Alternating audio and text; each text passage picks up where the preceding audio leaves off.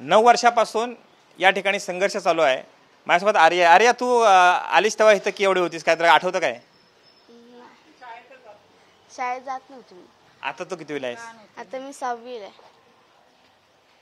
तू बाबा कितवीला आता आणि किती वर्ष राहतोस इथं? कसा संघर्ष राहतोय? 4थीत असताना इथे आलो होतो। आता ITI इलेक्ट्रिशियनमध्ये फर्स्ट इयरमध्ये 9 वर्ष इथं आम्हाला झाली। कसं इथं काय तुला त्रास काय काय होते सध्या, काय तुला वाटतंय? काय म्हणजे इथं मी इथं जातो, बाकीचं पोरं विचारतात मला सारखी, तुम्ही इथं कधी राहत ना, म्हणजे किती वर्ष आहात असे विचारत असतात। काम झालं की नाही असं बोलतात, असं विचारत असतात, नाही वारंवार विचारत असतात मला इथली पोरं। शाळेत किती दिवस राहायचं?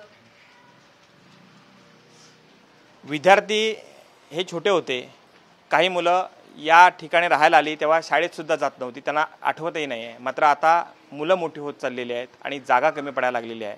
यामुळं आपल्याला घर हवं आहे अशी मागणी इथल्या लोकांची आहे। मात्र या मागणीकडे थेट दुर्लक्ष केला जातोय आणि संघर्षमय जीवन या शाळेमध्ये इथं लोक जगताना पाहायला मिळत आहेत।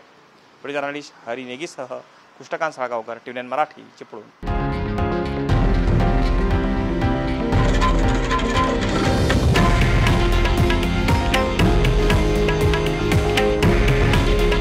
हे आहे देशातील नंबर 1 न्यूज नेटवर्क आणि आपण पाहत आहात TV9 मराठी।